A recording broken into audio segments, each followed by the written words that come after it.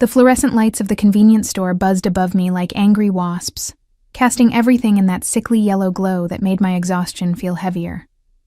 I stood in the feminine products aisle at 11:30 on a Tuesday night, staring at the rows of pregnancy tests as if they might spontaneously combust if I looked hard enough. My hands trembled as I reached for the cheapest box, the store brand with its clinical white packaging that promised results in 3 minutes. 3 minutes to confirm what my body had been screaming at me for weeks. The nausea, the tender breasts, the exhaustion that felt like I was wading through concrete every morning. And the missed period that I'd tried to convince myself was just stress from the divorce. Marcus had signed the papers 6 weeks ago. 6 weeks since he'd looked at me across our kitchen table, the one we'd picked out together at that antique market in Brooklyn, and told me he was leaving, that she was back. Jennifer. His first love. The woman he'd dated in college before we met. The ghost that had haunted our entire marriage without me even knowing she existed as a threat. I never stopped loving her, he'd said, his voice so calm it made my chest feel like it was caving in. She contacted me 3 months ago. We've been talking. I'm sorry, but I can't pretend anymore. 3 months. He'd been planning his exit for 3 months, while I'd been planning our 5th anniversary trip to Italy. I clutched the pregnancy test box to my chest, the sharp corners digging into my palms through my threadbare coat, the same coat I'd been wearing since college because I'd spent our money on making our apartment a home while Marcus spent it on, apparently, rekindling old flames. The cashier barely looked at me as she scanned the test. Young, maybe 19, with purple streaks in her hair and earbuds dangling from her neck.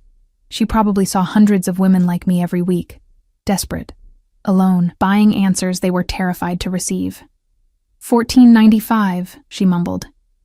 I handed her a 20, one of the last bills from my rapidly diminishing savings, and shoved the test into my purse before the receipt finished printing. The bell above the door chimed as I pushed out into the November cold, the wind immediately cutting through my inadequate coat and making my eyes water. Or maybe that was just me finally letting myself cry. The streets of Lower Manhattan were quieter than usual, the post-theater crowds long gone. My studio apartment was 12 blocks away, but I couldn't bring myself to go home yet. Home was where I'd have to take the test, where I'd have to face the reality that I might be carrying the child of a man who'd thrown me away like I was nothing. My feet carried me toward Washington Square Park, almost on autopilot. Stupid, maybe, to walk through a park alone at midnight, but some part of me didn't care anymore. What else could the universe possibly do to me? The park was nearly empty, just a few scattered individuals on benches, and the distant sound of someone playing guitar. I found my usual bench, the one facing the fountain, where I'd been coming every night since Marcus left, because my apartment felt like a mausoleum of our failed marriage. I sat down heavily, the cold metal seeping through my jeans. My breath misted in front of me as I pulled out the pregnancy test box, turning it over in my hands. The instructions felt like they were written in a foreign language, even though I'd probably read them 17 times in the store. You're going to freeze to death out here. The voice came from behind me, deep and smooth like aged whiskey. I jumped, nearly dropping the box, and twisted around to find a man standing a few feet away. My heart hammered against my ribs, not just from being startled, but from the sheer presence he commanded. He was younger than I expected from that voice, maybe early 30s, and beautiful in a way that felt dangerous. Dark hair swept back from a face that could have been carved from marble, sharp cheekbones and a jaw that looked like it could cut glass. But it was his eyes that made my breath catch. Dark, almost black in the streetlight, and fixed on me with an intensity that made me feel like he could see straight through to my bones. He wore a black wool coat that probably cost more than my entire wardrobe, tailored perfectly to broad shoulders. No gloves despite the cold, and when he moved closer, I caught the scent of something expensive. Cedar and bergamot, and something else I couldn't name, but that made my pulse quicken. I'm fine, I managed, my voice coming out smaller than I intended. I clutched the pregnancy test box tighter, trying to hide it against my stomach. His eyes flicked down to my hands, and I saw the moment he registered what I was holding. Something shifted in his expression. Not judgment exactly, but a sharpening of interest that made the hair on the back of my neck stand up. Are you? He moved around the bench with a fluid grace that reminded me of a predator. Not threatening exactly, but absolutely certain of his place in the world. You've been sitting on this bench every night for 2 weeks. Same time. Same lost expression. My mouth went dry. He'd been watching me? I haven't noticed you, I said, hating how my voice shook. You weren't supposed to. He sat down on the opposite end of the bench, not close enough to touch, but near enough that I could feel the heat radiating from him. Or maybe that was just my imagination. You always sit here for exactly 47 minutes, then walk home, alone, in the dark, through streets that aren't safe for a woman by herself. Are you threatening me? The words came out sharper than I felt, some distant part of my survival instinct finally kicking in. No. He turned to face me fully, and the streetlight caught his features in a way that made him look almost otherworldly. I'm telling you that you're not invisible, even when you feel like you are. Something in those words cracked open a place in my chest I'd been trying to keep sealed. How did he know? How could this stranger possibly know that invisibility was exactly what I'd been feeling, like Marcus had erased me when he left? Like I was just a placeholder in my own life. I don't know what you want from me, I whispered. Nothing. He paused, and a slight smile curved his lips. The kind of smile that probably made most people very nervous, yet. Before I could respond, headlights swept across the park. A black SUV pulled up to the curb, sleek and expensive-looking with tinted windows. The back door opened, and a man in a dark suit stepped out, clearly a driver or bodyguard, built like a brick wall and scanning the park with the kind of alertness that screamed professional security. The man beside me stood in one fluid movement. You should go home. Take the test. Whatever the result is, you deserve better than sitting alone in the cold, punishing yourself for someone else's failure. You don't know anything about me, I said, but it came out weak. I know you've lost weight you couldn't afford to lose. I know you haven't bought yourself anything new in months. That coat is at least 5 years old. I know you work at the Italian restaurant on Sullivan Street because you smell like garlic and basil every night, and you're always counting tips in your purse before you sit down. He tilted his head, studying me with those unsettling dark eyes. I know you're stronger than you think you are, even if you don't believe it yet. My throat felt tight. Why do you care? For a moment, something almost vulnerable flickered across his face. Then it was gone, replaced by that mask of controlled power. Because I recognized that look, and because some things shouldn't be faced alone. He turned to walk toward the waiting SUV, and I found myself speaking before I could stop myself. Wait, what's your name? He paused, glancing back over his shoulder. The light caught the sharp planes of his face, making him look like something out of a Renaissance painting. Dark, powerful, untouchable. Dante, he said. Then, after a beat, and you're Elena. You wear a name tag at work. He slid into the SUV before I could respond, and it pulled away into the night, leaving me alone on the bench with my pregnancy test and a head full of questions. I sat there for another 10 minutes, trying to process what had just happened. A stranger had been watching me for 2 weeks, knew my routine, knew details about my life that should have terrified me. But instead of fear, all I felt was a strange, electric awareness, like I'd just been seen for the first time in months. Finally, the cold drove me home. My studio apartment greeted me with its familiar emptiness, the Murphy bed I'd pulled down that morning still unmade, the kitchenette with its single plate and cup drying by the sink, the framed photos of Marcus and me that I'd finally turned face down last week. I went straight to the bathroom, that tiny space with its cracked tile and mirror that had seen too many of my tears. My hands shook as I opened the pregnancy test box, as I read the instructions one more time, as I did what needed to be done. Then I set the stick on the edge of the sink and watched the little window, my heart pounding so hard I could hear it in my ears. One line appeared immediately. Then, after what felt like an eternity, but was probably only 30 seconds, a second line bloomed into existence beside it, positive. I was pregnant with Marcus's baby. The man who'd left me for his first love was going to be a father, and he had no idea. I sank down onto the closed toilet seat, the test still clutched in my hand, and let the reality wash over me. Alone, broke. Working doubles at a restaurant where the tips barely covered rent, and now pregnant. But as I sat there in my tiny bathroom at 1 a.m, another thought crept in. unbidden and unwelcome and absolutely ridiculous. Dark eyes watching me from across a park. A voice like whiskey telling me I was stronger than I thought, the scent of cedar and bergamot and danger. Dante. I shook my head, trying to clear it.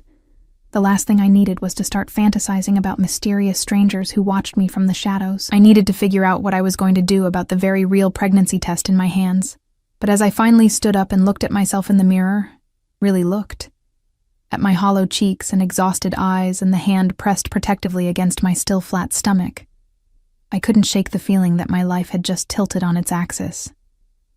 And something told me it had nothing to do with the test results and everything to do with the man in the black SUV. I called in sick to work the next day.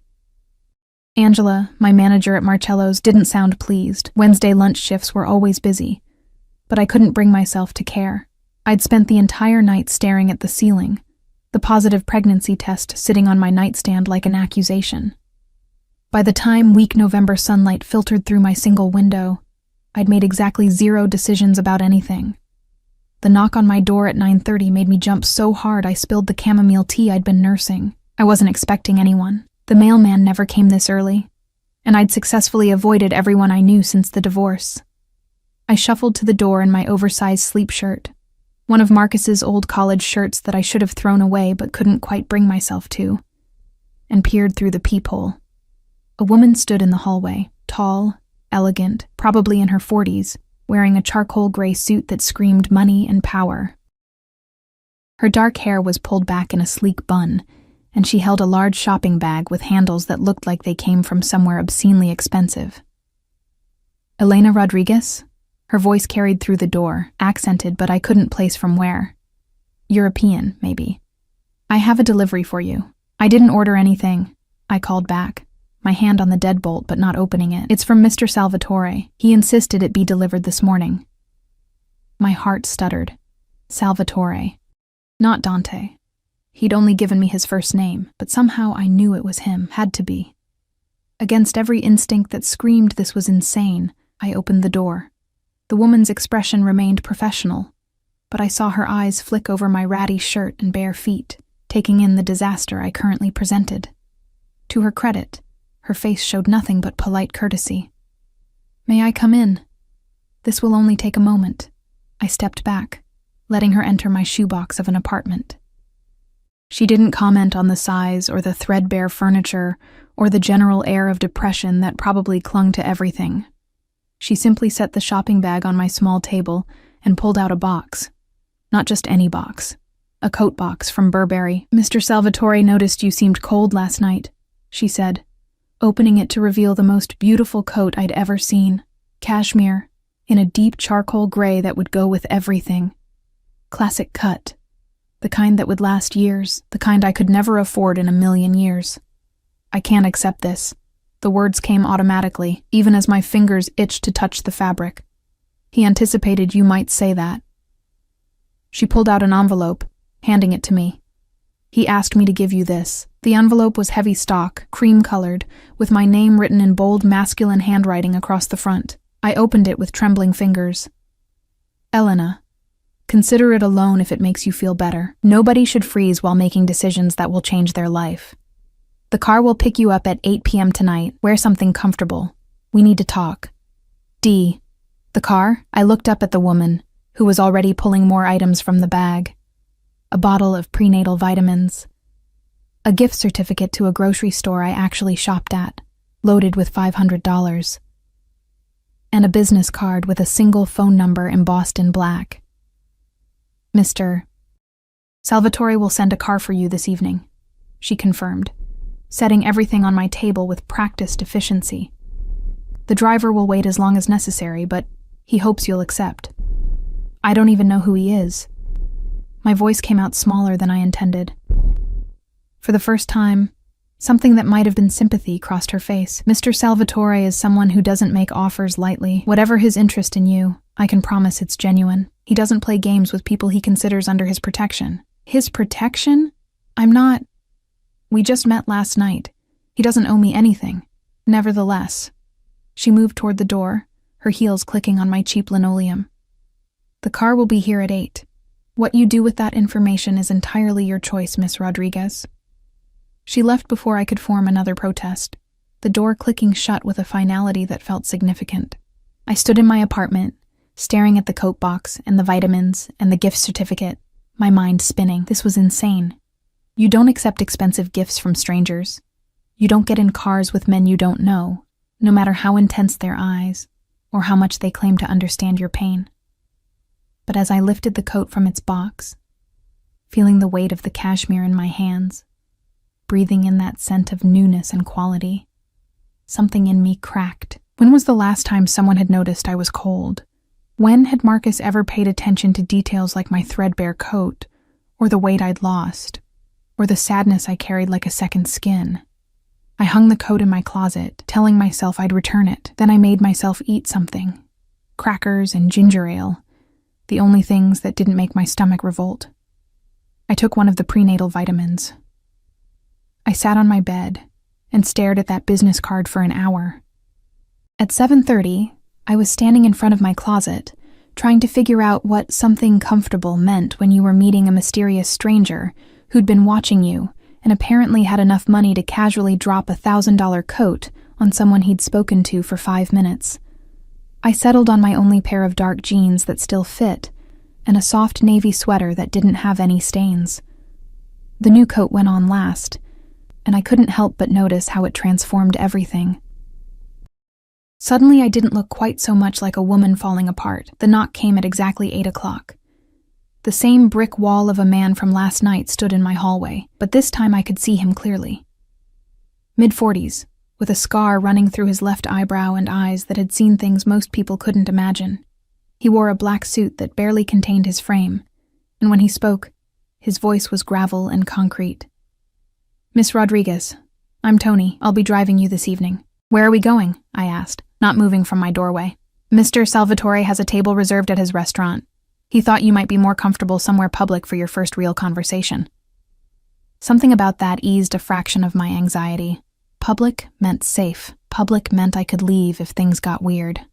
"Okay," I heard myself say. "Let me just grab my purse." The SUV was even more impressive up close.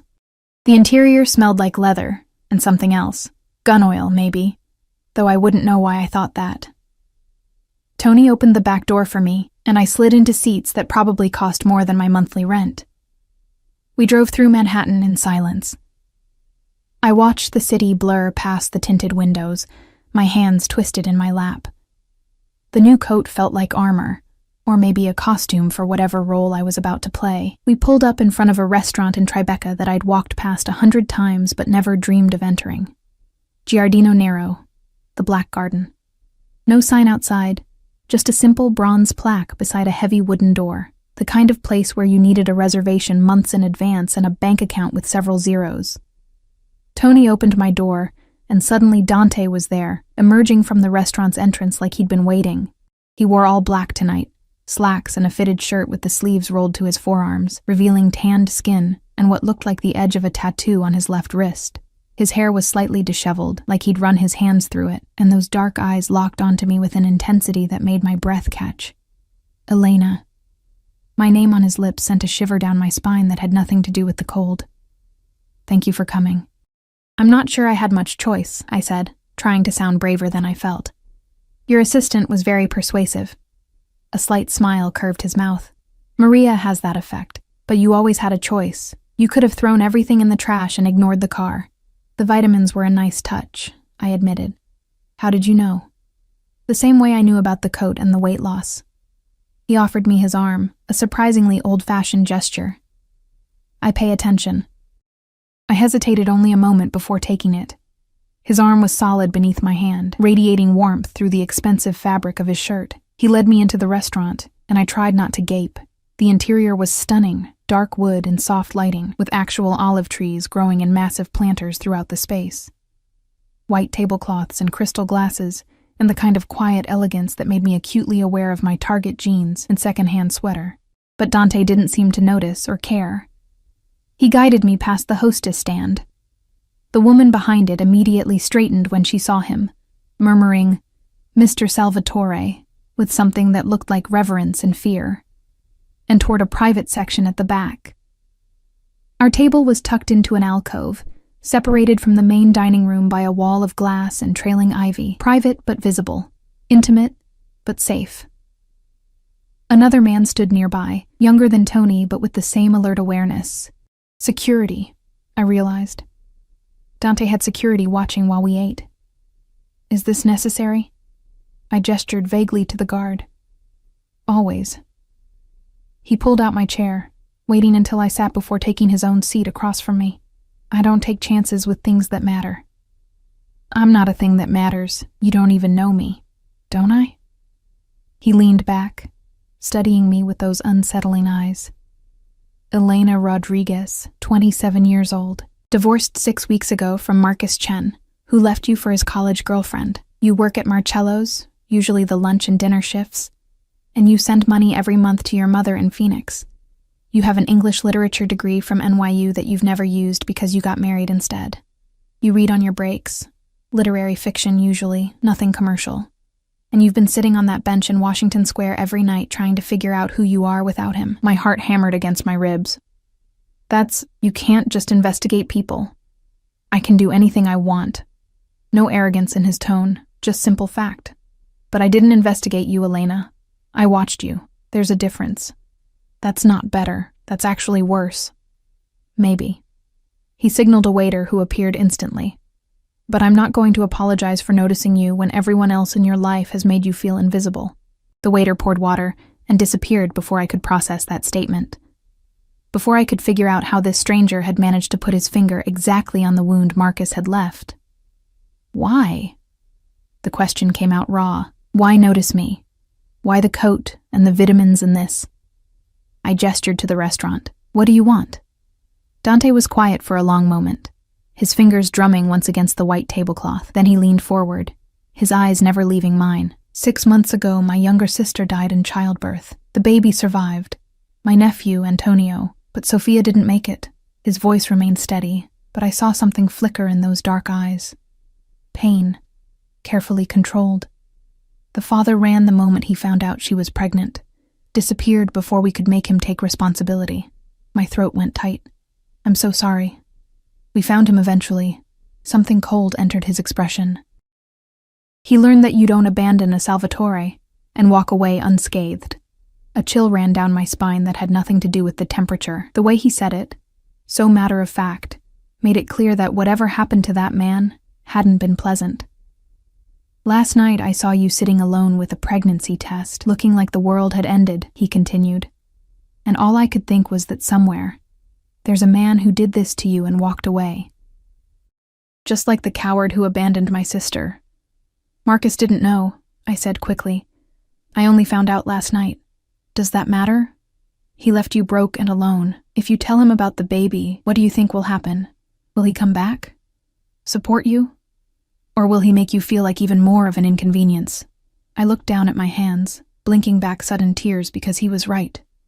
Marcus wouldn't come back. He'd probably offer to pay for an abortion and then go back to Jennifer.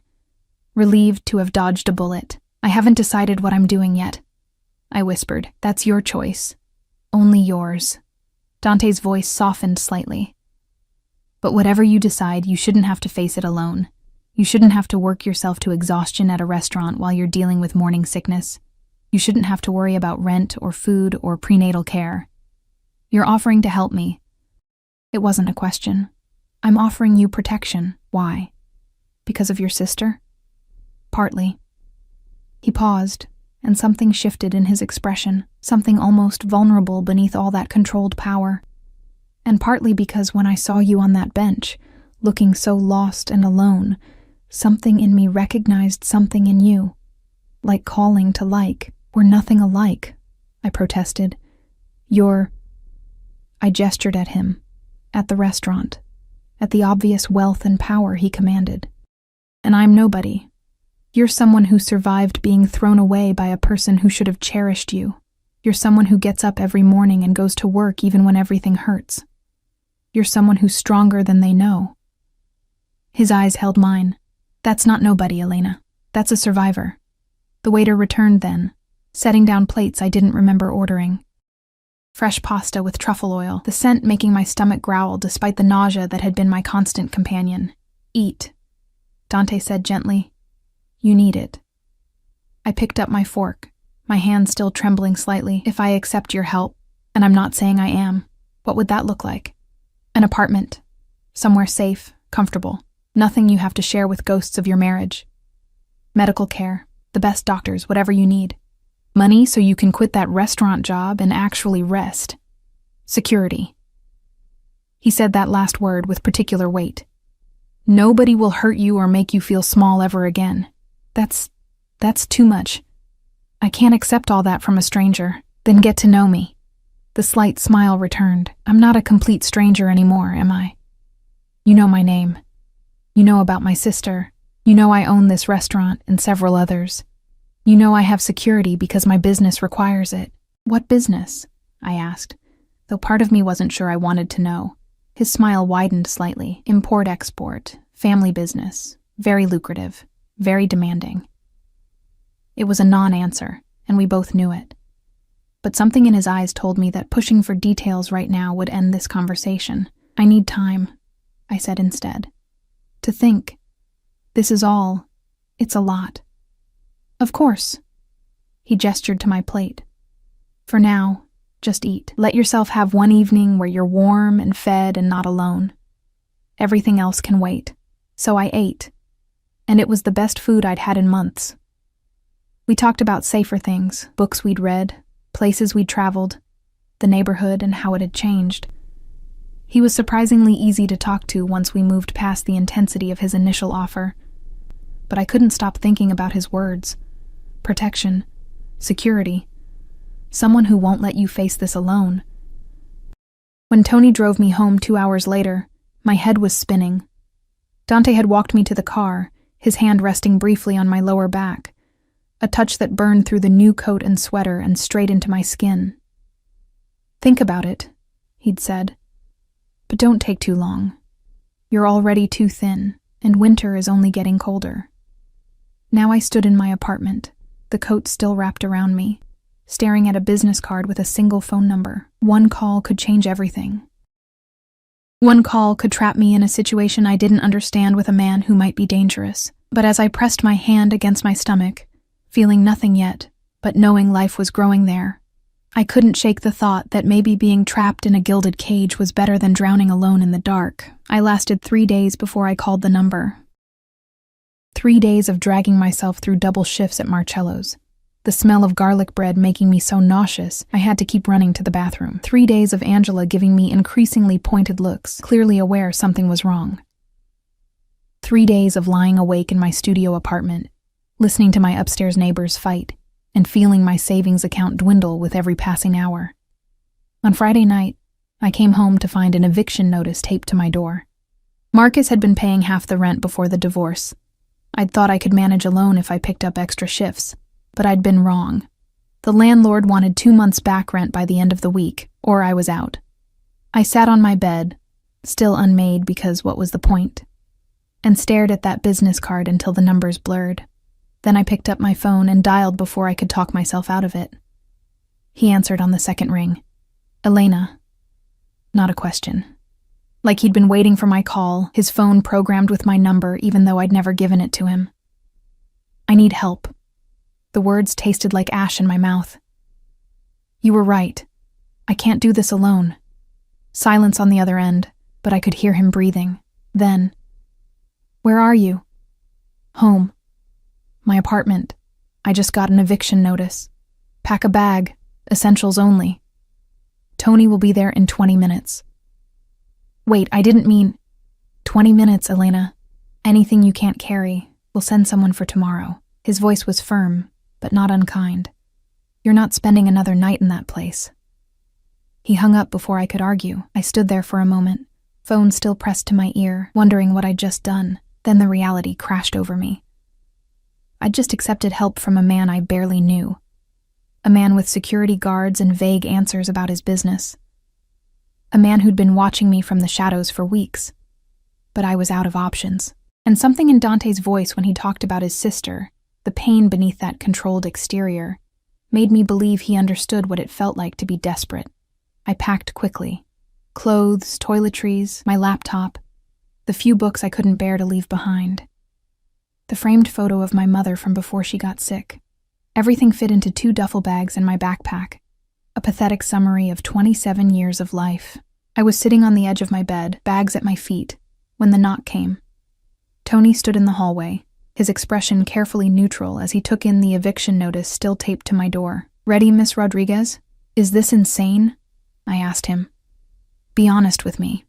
Something that might have been sympathy flickered across his scarred face. "Mr. Salvatore doesn't make promises he doesn't keep. If he said he'll protect you, he will. With his life, if necessary. Why would he do that for someone he doesn't know?" "You'll have to ask him that yourself." Tony picked up my bags like they weighed nothing.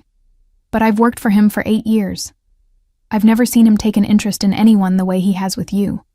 That should have been reassuring. Instead, it made my pulse quicken with something that felt dangerously close to anticipation.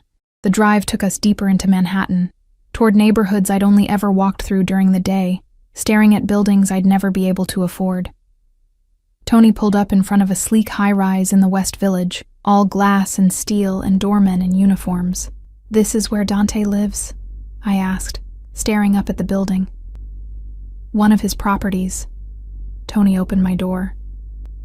"He keeps several residences for security reasons. This one is his favorite." The lobby was all marble and modern art, with a concierge desk manned by someone who clearly recognized Tony immediately. We bypassed the regular elevators for a private one in the back, one that required a key card to access. The elevator opened directly into a penthouse apartment. I stepped out into a space that could have fit my entire studio 6 times over. Floor-to-ceiling windows overlooked the city. The lights of Manhattan spread out like fallen stars. Hardwood floors, minimalist furniture that was somehow both modern and comfortable, and art on the walls that might have been original pieces worth more than I'd make in a lifetime. Dante stood by the windows, his back to me, talking quietly into a phone. He wore dark slacks and a white shirt with the sleeves rolled up, and even from behind he radiated that same controlled power I'd noticed the first night. He ended the call as Tony set down my bags, turning to face me.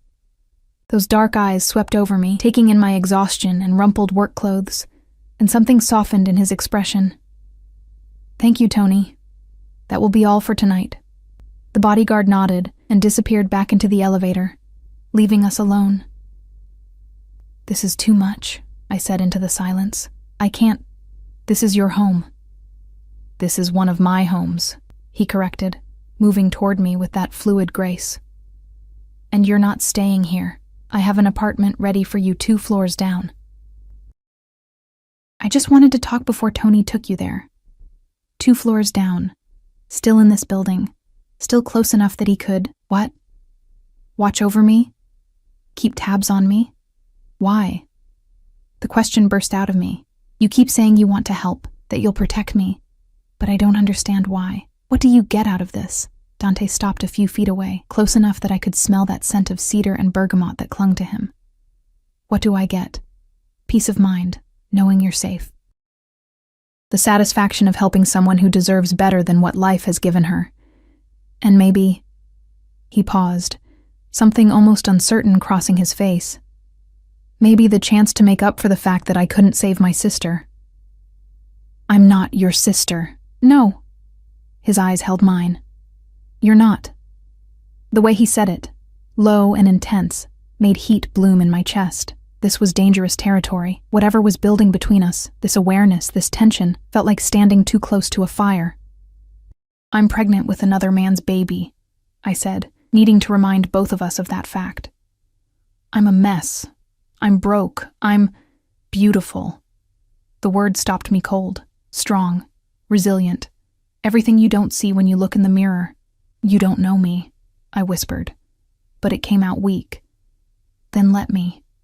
He took another step closer, and I could feel the heat radiating from him. "Stay here. Let me help you.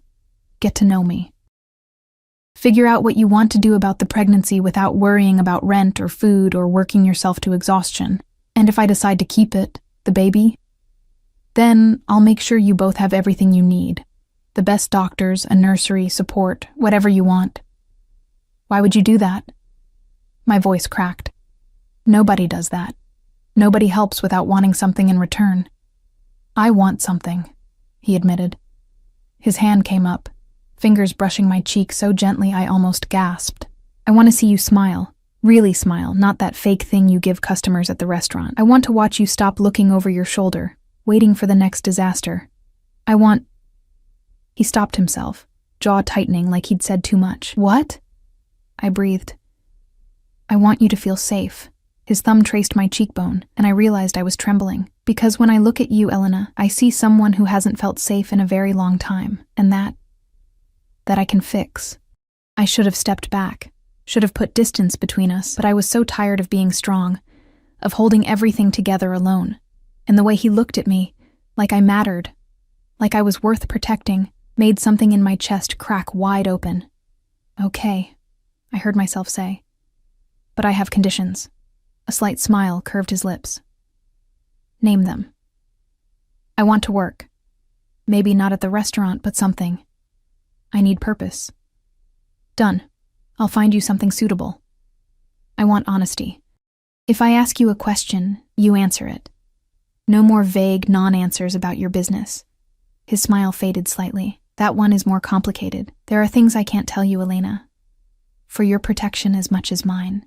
Then tell me what you can. But don't lie to me. I've had enough of lies. He studied me for a long moment, then nodded. I'll never lie to you. I may not always be able to tell you everything. But what I do tell you will be the truth. And if I want to leave, if this doesn't work out, something dark flickered in his eyes. You're not a prisoner. You can walk away whenever you want. But the way he said it, tight and controlled, made me wonder if he really meant it. Or if once I stepped fully into his world, leaving would be as simple as he made it sound. Show me the apartment, I said instead of pushing further. Relief crossed his face. So quick I almost missed it. He offered his arm again, and I took it, letting him guide me back to the elevator. 2 floors down, another key card, another door opening into another beautiful space. Smaller than his penthouse, but still larger than anywhere I'd ever lived. 1 bedroom with an actual bed, a real bed with a padded headboard and crisp white linens, a kitchen with granite countertops and appliances that looked brand new. A living room with a couch that faced windows overlooking a small private terrace. The refrigerator is stocked, Dante said, watching me take it all in. There's a washer and dryer in the closet by the bathroom. Building has a gym and a pool on the ground floor. Though I'd prefer you use the one in my penthouse when you want to swim. Better security. I turned to face him. You're serious about the security thing? Always. No hesitation. My life requires certain precautions.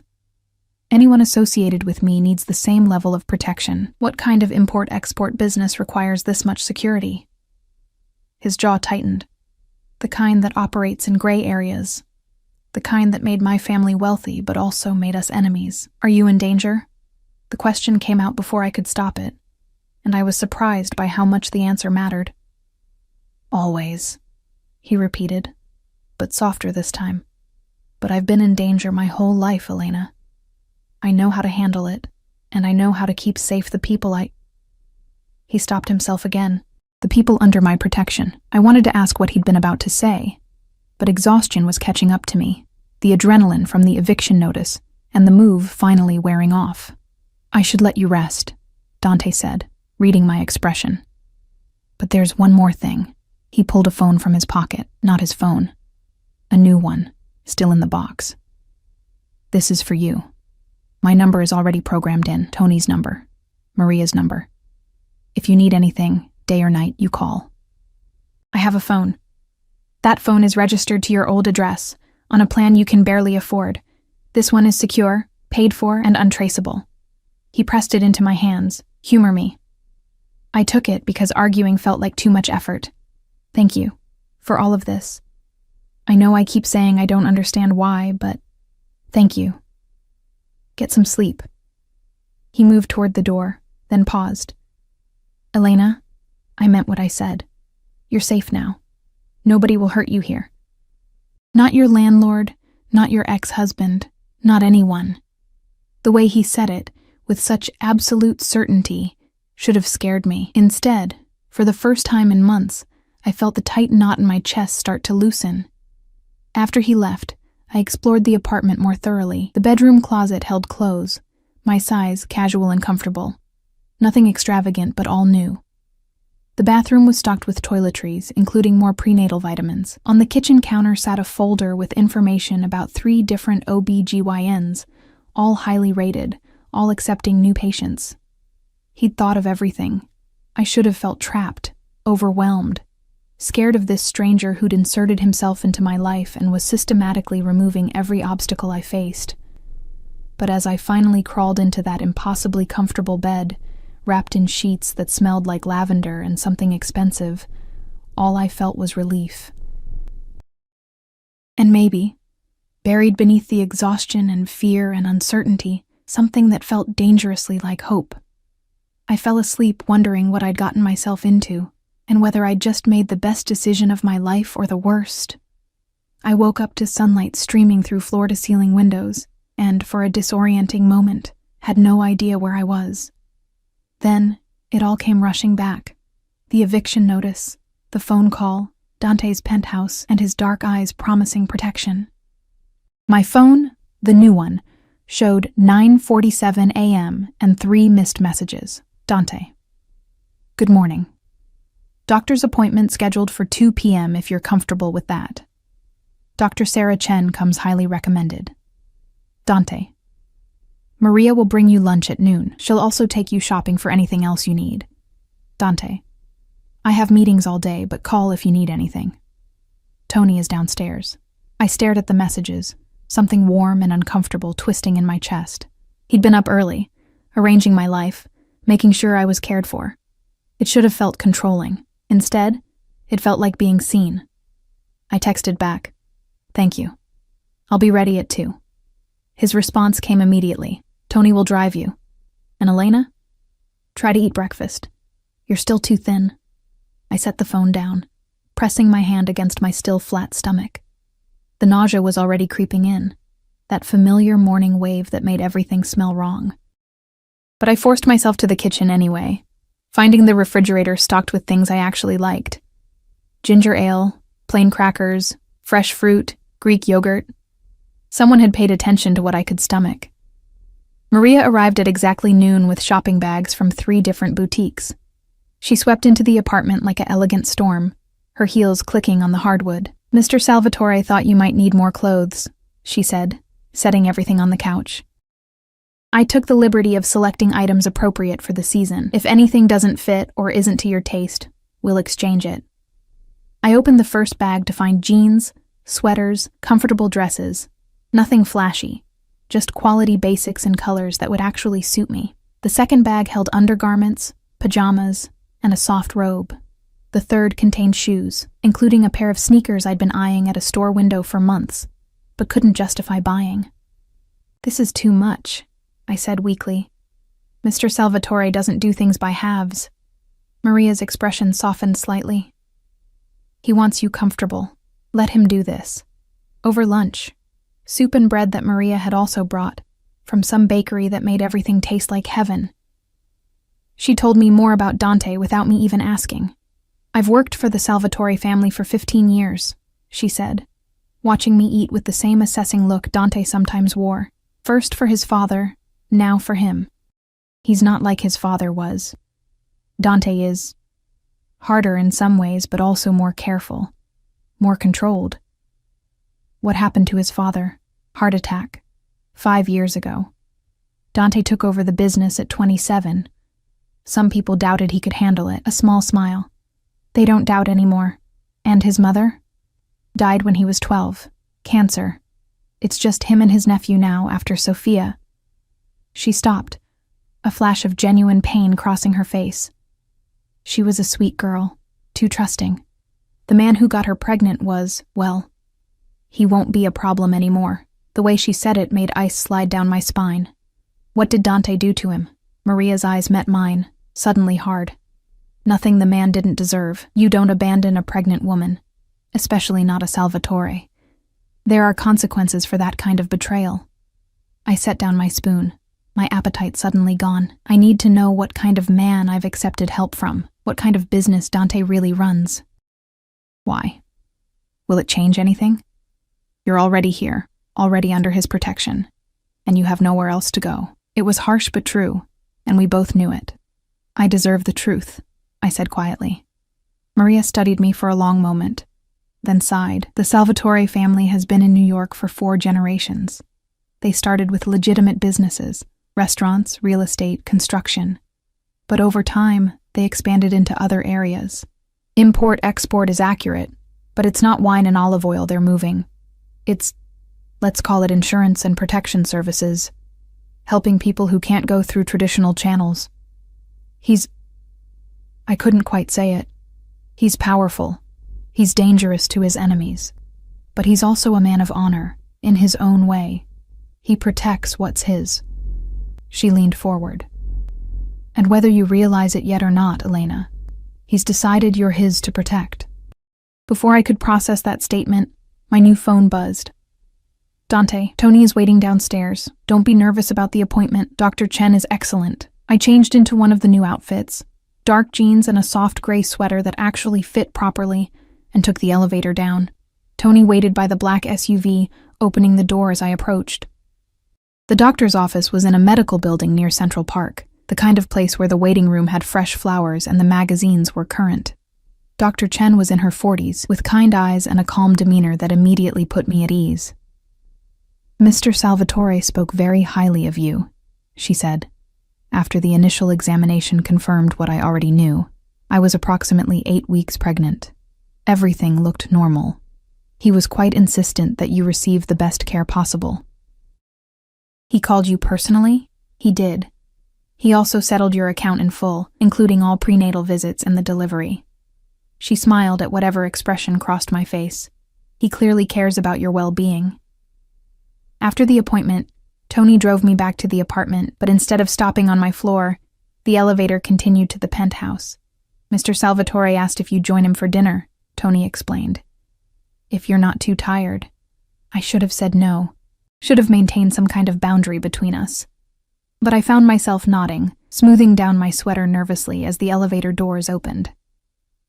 Dante stood in his kitchen, actually cooking. He'd changed from whatever he'd worn to his meetings into dark jeans and a black Henley, his hair slightly disheveled like he'd been running his hands through it. He looked younger like this, more approachable, though no less dangerous. How did it go? He asked, not looking up from whatever he was stirring on the stove. Good. Dr. Chen is nice. She said everything looks normal. Good.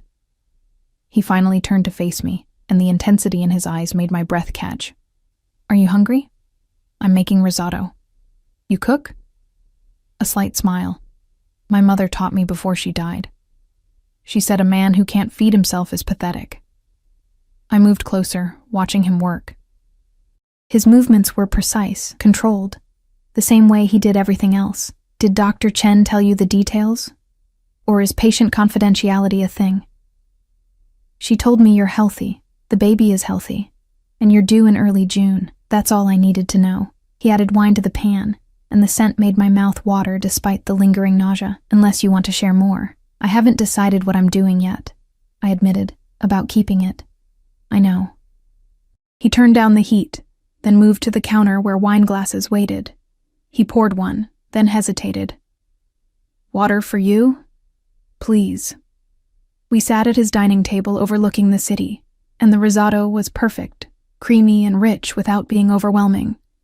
We ate in comfortable silence for a while before Dante spoke. I need to tell you something. Marcus knows where you are. My fork clattered against my plate. What? How? He went to your apartment looking for you, saw the eviction notice. He called you 17 times on your old phone. Dante's jaw was tight.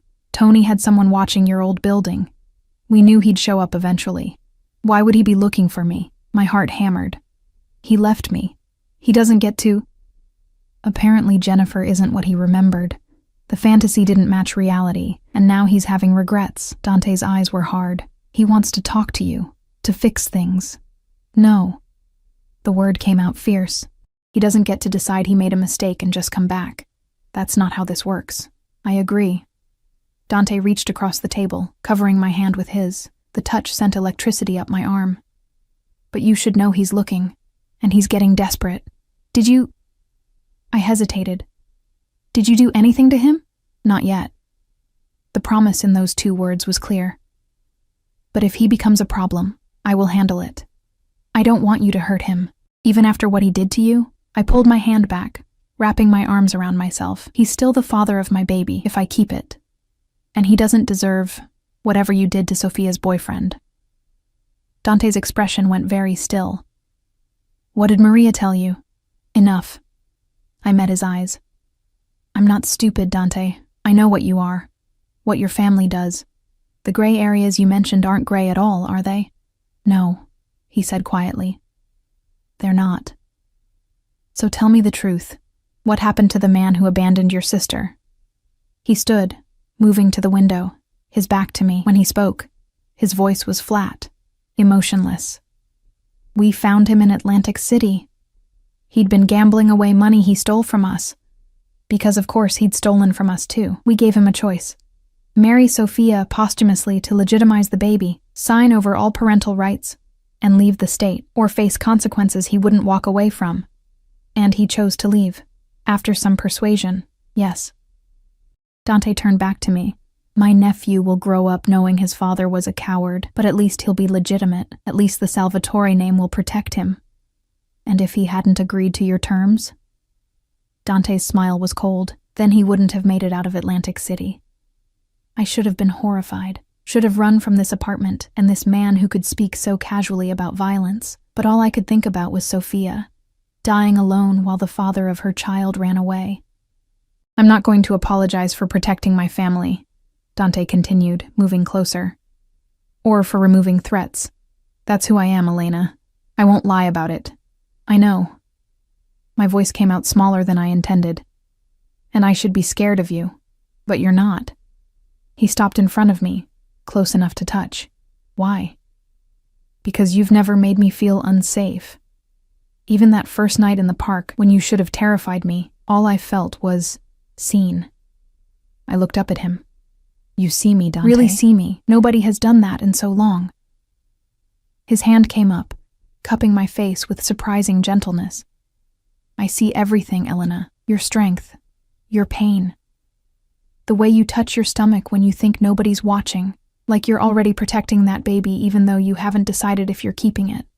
His thumb brushed my cheekbone. I see a woman who deserves so much better than what life has given her. And you think you can give me better? I know I can.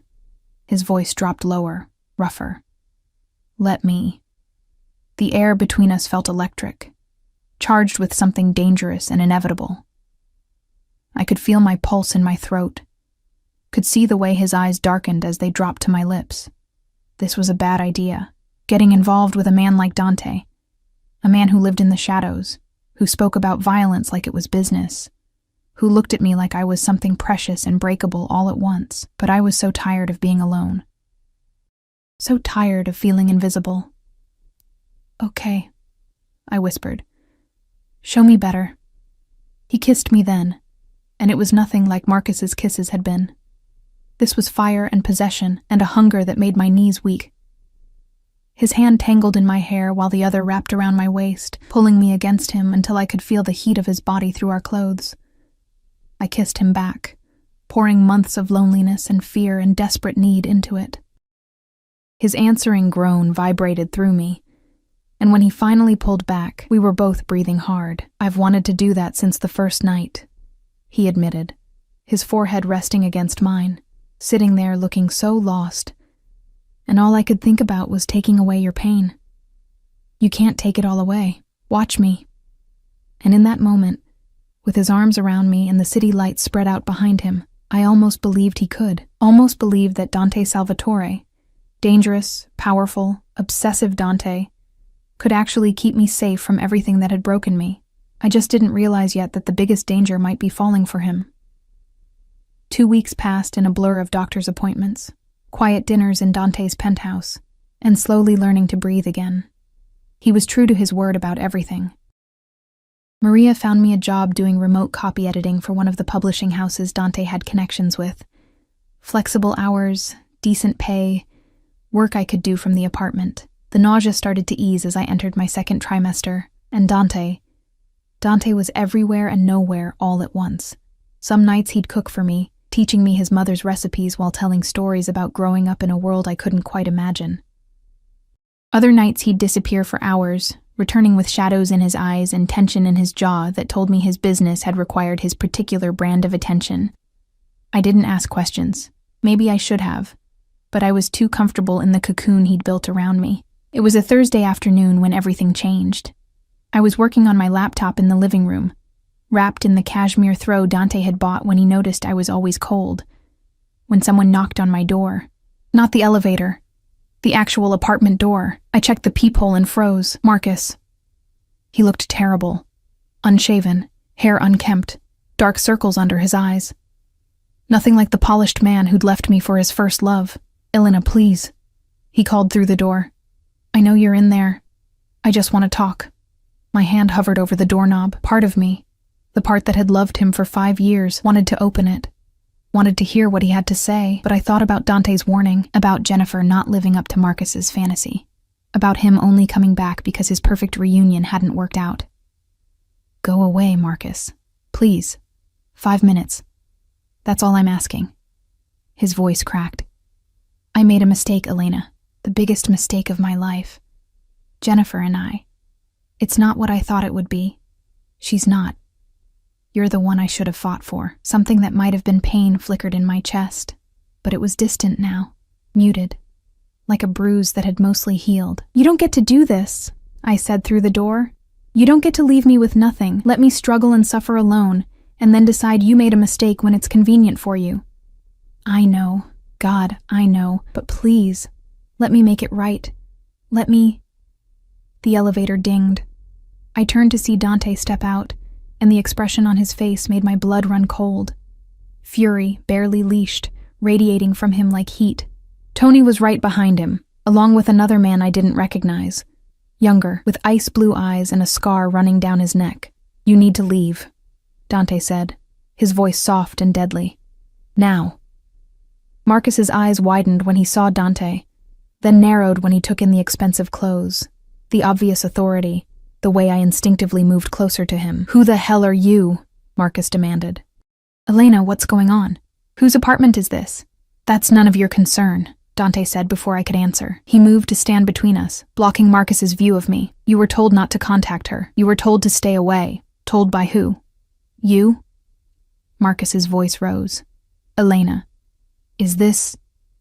Are you with him? Is that why you disappeared? I disappeared because I got evicted, I said, finding my voice. Because you left me with bills I couldn't pay and a life I couldn't afford.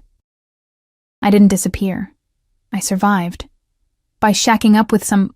What, sugar daddy? Is that what this is? Marcus's face twisted with something ugly.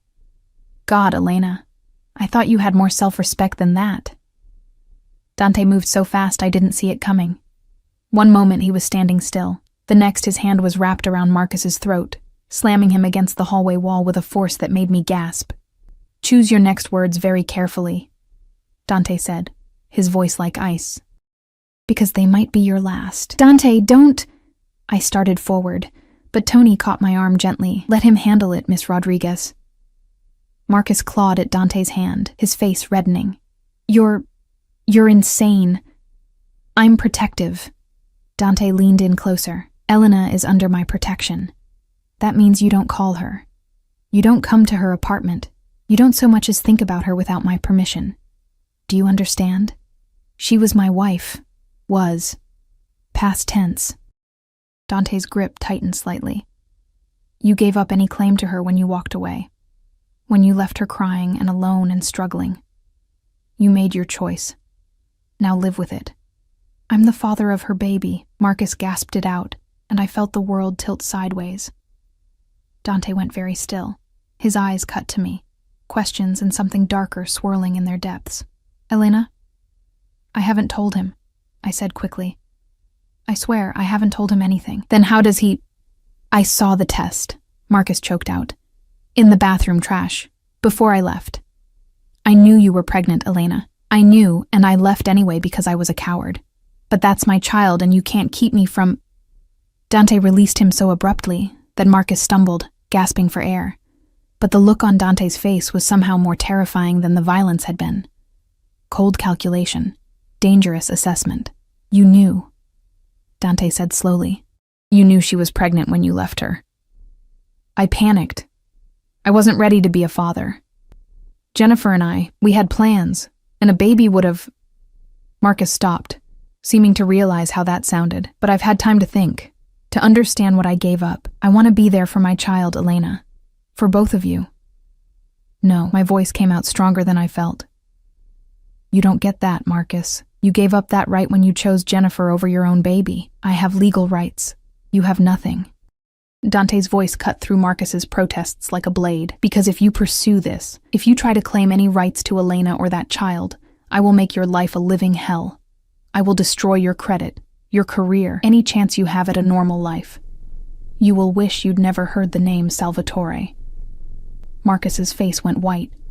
You're Dante Salvatore? Oh God. Elena, do you know who he is? What his family does? I know exactly who he is. I moved to stand beside Dante, and his arm immediately came around my waist, possessive, protective. And he's been more of a partner to me in 2 weeks than you were in 5 years. He's a criminal, careful, Tony warned, his hand resting on something beneath his jacket. Marcus swallowed hard, backing toward the elevator. This isn't over. That's my baby, Elena. You can't keep me from my own child. Watch me, Dante said softly. The elevator doors closed on Marcus's pale face, and suddenly the hallway was quiet, except for my ragged breathing. Inside, Dante said, guiding me back into the apartment. Tony and the other man disappeared into the elevator without a word, giving us privacy. I sank onto the couch, my hands trembling. Dante poured me water, then sat beside me, his dark eyes searching my face. You didn't tell him about the pregnancy, he said. It wasn't a question. No. I didn't even know he knew until just now. I pressed my hands against my stomach. He saw the test in the trash before he left. He knew I was pregnant, and he left anyway. Then he has no claim to you or that baby. Dante's voice was hard. None. He's the biological father, Dante. He could fight for custody, take me to court. He won't. The certainty in his voice made me look up. Because if he tries, I'll make sure he regrets it. There are ways to handle this, Elena. Legal ways and other ways. I don't want you to hurt him. Even now? After what he just said to you, how he spoke about you? I was quiet for a moment, thinking about Marcus's words, sugar daddy, self-respect. Like I was something shameful for accepting help when I'd been drowning. I don't love him anymore, I said slowly, realizing it was true. I think I stopped loving him the moment he told me about Jennifer. But I don't want him hurt. I just want him gone. Then he'll be gone. Dante pulled me against him, and I went willingly, pressing my face against his chest. I'll make sure of it. We sat like that for a long time, his hand stroking my hair while my heart rate slowly returned to normal. Finally, I pulled back to look at him. You're not afraid that it's his baby? That I'm carrying another man's child? No. No hesitation. Because that baby is innocent, and if you decide to keep it, then it becomes mine to protect too. All of you become mine. Dante, I know it's fast. I know this is insane. But I meant what I said that first night. I see you, Elena, and what I see is someone I want in my life. Permanently. My breath caught. What are you saying? I'm saying that Marcus was right about one thing. You are with me now. Not as a kept woman or some shameful secret, but as someone I... He stopped, jaw working. Someone I care about, deeply. You barely know me. I know enough. His hand came up to cup my face. I know you're strong and resilient and kind, even after life has tried to break you.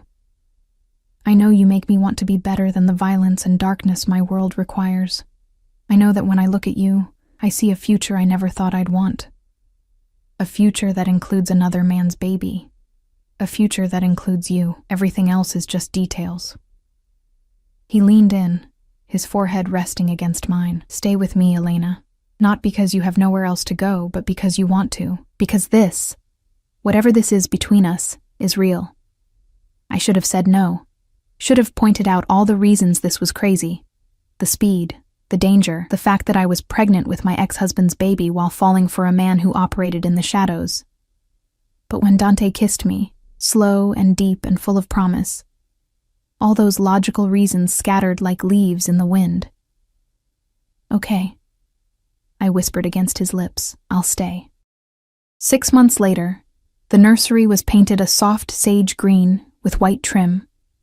Sunlight streaming through windows that overlooked Central Park. Dante stood in the doorway, watching me rock our daughter, because she was ours now, legally, and in every way that mattered, while she nursed contentedly. Sofia Rose Salvatore. Named for Dante's sister, and born 3 weeks ago with a full head of dark hair and lungs that could wake the entire building. Marcus had signed away his parental rights 2 months before she was born. Dante's lawyers had been very persuasive, and whatever they'd offered him, or threatened him with, had been enough to make him disappear completely. The birth certificate listed Dante as her father. The adoption papers were already filed. "She's finally settling down," I said softly, as Sophia's eyes started to drift closed. "I think she might actually sleep for more than 20 minutes this time." Dante moved into the room, his expression soft in a way it only ever was with me and the baby. He pressed a kiss to my hair, then to Sophia's forehead, his large hand cradling her tiny head with infinite gentleness. "You're both so beautiful," he murmured. "My girls." I looked up at him. This dangerous man who'd inserted himself into my life when I was at my lowest, who'd built a fortress around me and refused to let me fall, who loved another man's child like she was his own blood. "I love you," I said, meaning it with everything I had. I know I don't say it enough, but I do. Completely. His eyes darkened with emotion. "I loved you from that first night, sitting alone in the cold, looking so lost. I wanted to fix everything for you, wanted to make you mine. You did fix everything. You saved me." "No." He cupped my face with his free hand, his thumb brushing my cheekbone. "You saved yourself, Elena. I just gave you a safe place to land." Sophia made a small sound, completely asleep now, her perfect rosebud mouth slack. I stood carefully, laying her in the crib Dante had assembled himself, refusing to let anyone else touch it, wanting to make sure every bolt was secure. He wrapped his arms around me from behind as we stood watching her sleep, and I leaned back against his solid warmth. "Are you happy?" he asked quietly.